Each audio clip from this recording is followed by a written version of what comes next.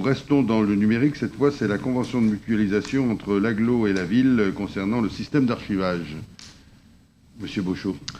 Oui, alors ça fait écho à la délibération précédente, à savoir le développement de la administration, la modernisation du service public. Aujourd'hui, donc, on a la possibilité de mutualiser un système en commun qui est le système d'archivage électronique.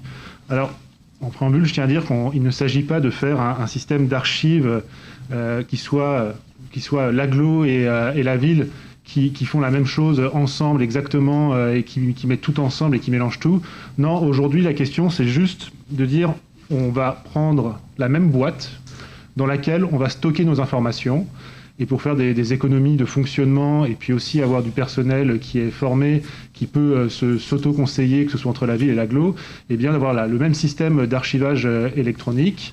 Et donc cela implique qu'on donne une modalité de fonctionnement en disant comment est-ce qu'on répartit les coûts, comment est-ce qu'on répartit le fonctionnement, le personnel, etc.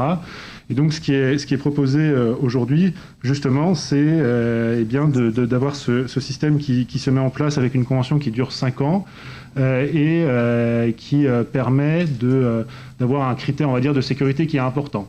C'est vrai que quand on parle d'un système d'archivage électronique, on peut s'inquiéter de la possible disparition de ces éléments, de ces documents, etc. On sait aujourd'hui que le système d'archivage classique tel qu'on l'a, il n'est pas suffisant.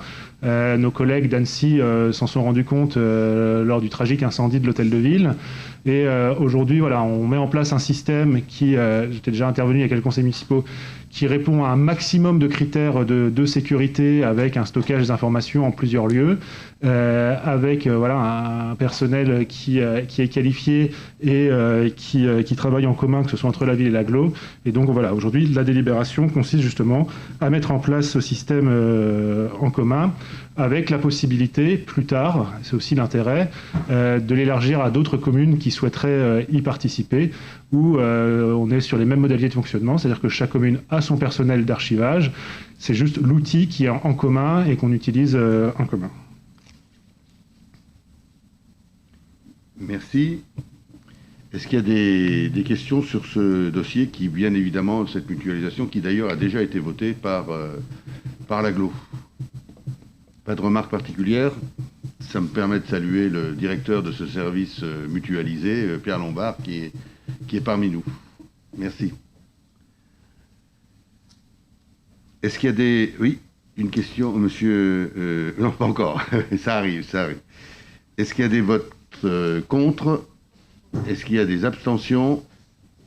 Merci.